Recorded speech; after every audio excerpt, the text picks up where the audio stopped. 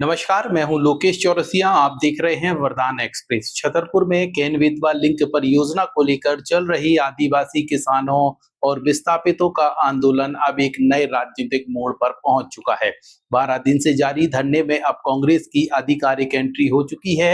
मध्य प्रदेश विधानसभा के नेता प्रतिपक्ष उमंग सिंगार खुद धरना स्थल पर पहुंचे हैं। आदिवासी किसानों के बीच बैठकर उन्होंने समर्थन किया है और पुलिस प्रशासन के रवैये पर सवाल खड़े करते हुए सीधे सागर रेंज के आईजी से शिकायत की। आखिरकार मुलाकात में क्या हुआ और आंदोलन को लेकर क्या नया फैसला सामने आया है, आइए जानते हैं इस पूरी रिपोर्ट में। इस खबर के प्रायोजक हैं Prabha school group of education, nursing Adarsh higher secondary school, Chhatarpur, Madhya Pradesh, जहां नर्सरी से कक्षा 12वीं के लिए प्रवेश प्रारंभ हो चुके हैं। यहाँ बेहतर अध्ययन अध्यापन के साथ spoken course, library, practical lab आदि की सुविधाएं उपलब्ध है। एडमिशन के लिए आज ही संपर्क करें स्क्रीन पर दिए गए नंबर्स पर। हमारा पता है महाराणा प्रताप नगर, गली नंबर 3, सोमवारी बाजार, पूर्णेश्वरी मंदिर के पास, सटाई रोड, छतरपुर, मध्य प्रदेश।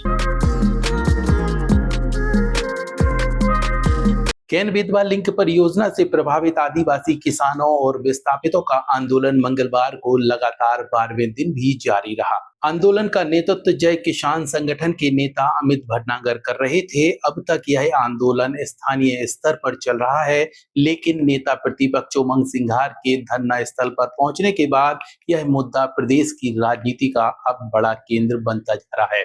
धरना स्थल पर पहुंचते ही उमंग सिंगार ने सबसे पहले आंदोलनकारी किसानों और आदिवासी परिवारों से मुलाकात की है। उन्होंने जमीन अधिग्रहण, मुआवजा और पुनर्वास जैसी परियोजना से जुड़े अन्य मुद्दों पर विस्तार से जानकारी ली है। विस्थापितों ने उन्हें अपनी समस्या बताते हुए कई आवेदन भी सौंपे हैं। इसके बाद नेता प्रतिपक्ष उमंग सिंगार ने मौके पर ही बिजावर एसडीएम से इन आवेदनों को जल्द निराकरण करने के लिए बात की है। इस दौरान आंदोलनकारियों ने पुलिस पर भी गंभीर आरोप लगाए हैं। उनका कहना है कि वे शांतिपूर्वक तरीके से अपने अधिकारों की लड़ाई लड़ रहे हैं, लेकिन इस दौरान यहाँ पे पुलिस धरना स्थल पर पहुंचती है और अभद्र भाषा के साथ यहाँ पे उनको हटाने की कोशिश की जाती है। उन्हें डराया जाता है, धमकाया जाता है। इस तरीके का प्रयास लगातार किया जाता है, लेकिन उनके नेता जो अमित भटनागर हैं वो इतना हौसला दिए हैं कि अब इन आदिवासी किसानों का हौसला टूटने का नाम नहीं ले रहा है। लेकिन इस तरीके से अधिकारियों के रवैये को लेकर उन्होंने साफ तौर पर नाराजगी व्यक्त की है। हम इसी बैठे हैं कि हमारी शासन सुन ले, हम मकान तोड़ दो, पैसा नहीं मिलो, ना हमारे बच्चन को मिलो। 2 बच्ची हैं, एक लड़का है और उसको बच्चा भी है, और ना हमारा मिलो। पति भर को आओ 5 लाख। 5 लाख? हाँ, पति के वैसा है। बस कितने लोगों का रह गया? आज 5 जनन को रहेगा।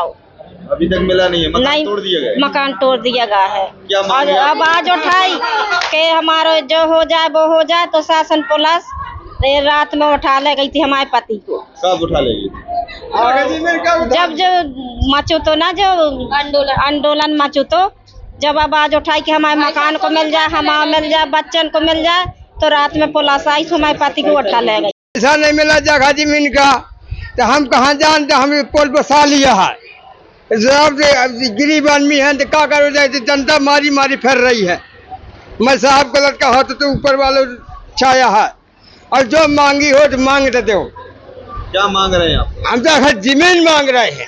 हाँ, सरकार पैसा तो दे रही है। हमारे खेती का पैसा, हमारे खेती का पैसा था और घर जमीन का पैसा था, वह हमें नहीं मिला तो सब बंद, जो काली माती रहा सब कोट बंद बता लिया।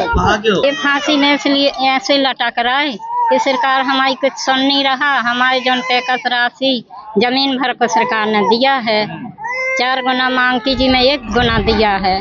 सरकार ने बोल तो दिए कि 12.5 लाख रुपया मिले। अब 12 लाख जब आ जाए, जब हमारे तक एक नहीं मिले, न हमारे पति के, न हमारे बच्चन के, न हमारे जमीन भर को आओ, और खेत में हमारा मकान बनो है, न मकान को दो, न पैकट राशि दई जमीन भर को दो।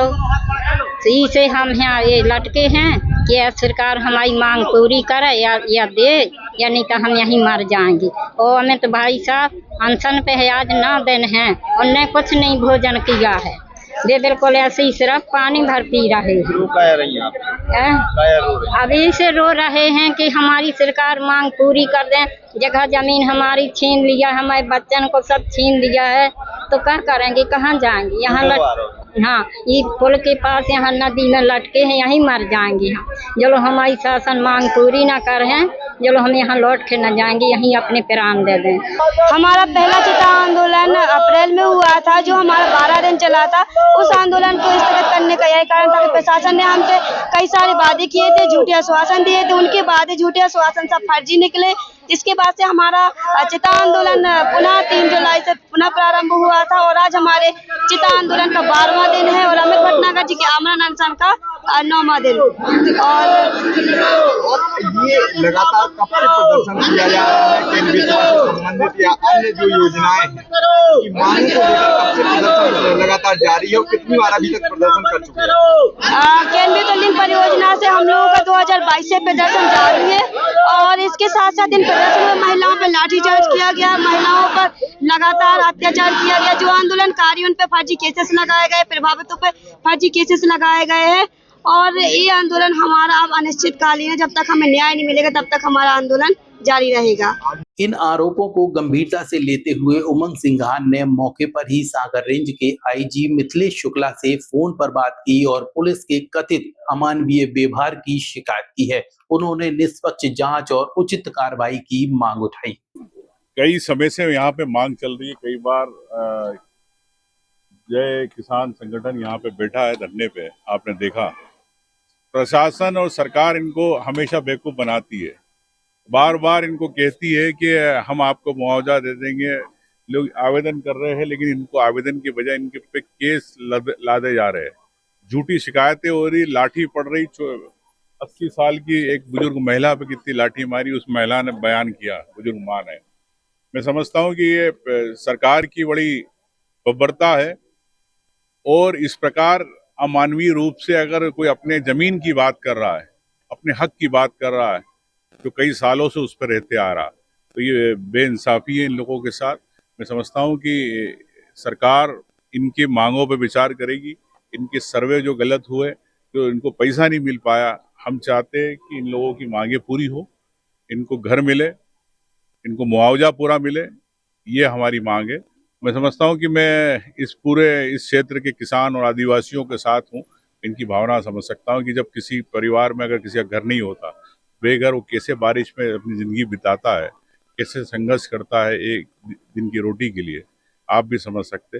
यही हमारी मांग है कि इनको पूरा जो इनके अधिकार है मुआवजे के तहत 2013 अधिनियम कानून के हिसाब से इनको पूरा। नेता प्रतिपक्ष ने प्रशासन से यह भी सवाल उठाए हैं कि 12 दिन से आंदोलन को लेकर लोगों के लिए अब तक भोजन पानी की कोई व्यवस्था नहीं की गई। इतना ही नहीं, मेडिकल सुविधाएं जैसी बुनियादी व्यवस्थाएं उनके लिए नहीं की गई हैं। उन्होंने अधिकारियों से तत्काल आवश्यक सुविधाएं उपलब्ध कराने की बात कही है।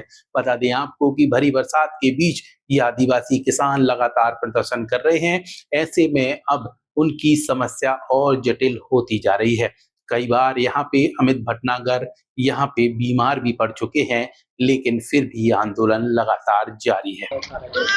आज हमारे ये चिता आंदोलन पे लेटने को मजबूर हैं। बहुत सारे महिलाएं भी चिता आंदोलन लगातार कर रही। मेरे आमरण अनशन का 9वां दिन है। कुछ लोग यहाँ फांसी सत्याग्रह, जल सत्याग्रह, मिट्टी सत्याग्रह और जल सत्याग्रह कर रहे हैं। लोगों के स्वास्थ्य भी बहुत तेजी से बीमार हो रहे हैं। बैठक के दौरान आंदोलन को लेकर एक महत्वपूर्ण पहल भी सामने आई है। उमंग सिंघान ने अपने लेटर पैड पर एक प्रस्ताव तैयार कर आंदोलनकारी और प्रशासन के बीच सहमति बनाने की कोशिश की है। प्रस्ताव में यह तय किया गया कि परियोजना की पूरी जानकारी और विस्थापितों की मांगों की समीक्षा के लिए जय किसान संगठन के नेता अमित भटनागर की टीम और प्रशासनिक अधिकारियों की एक संयुक्त समिति बनाई जाएगी। इस सहमति के बाद आंदोलनकारियों ने भी आंदोलन समाप्त करने को लेकर सकारात्मक रुख दिखाया है। हालांकि उनका कहना है कि अंतिम निर्णय प्रशासन की कार्रवाई और सहमति की बैठक जो होगी उसके बाद लिया जाएगा। धरना स्थल पर पूर्व विधायक आलोक चतुर्वेदी, पूर्व विधायक नीरज दीक्षित, कांग्रेस जिला अध्यक्ष गगन यादव, युवा कांग्रेस कार्यकर्ता बिजावर एसडीएम और किशनगढ़ थाना प्रभारी कमलजीत सहित कई जनप्रतिनिधि अधिकारी मौजूद रहे, जिन्होंने यहाँ पे आंदोलनकारी किसानों से चर्चा भी की है। सबसे बड़ी बात यह है कि केन बेतवा लिंक परियोजना को लेकर चल रहे इस आंदोलन में अब कांग्रेस खुलकर मैदान में उतर चुकी है। नेता प्रतिपक्ष उमंग सिंघार ने धरना स्थल पर पहुंचते ही यह मुद्दा न केवल विस्थापित नहीं रहा बल्कि प्रदेश की राजनीति का भी अहम विषय बन चुका है। आने वाले दिनों में देखना होगा कि यहाँ पे सरकार आंदोलनकारी किसानों की बात मानती है या कांग्रेस को इसको लेकर बड़ा रूप अख्तियार करना पड़ता है।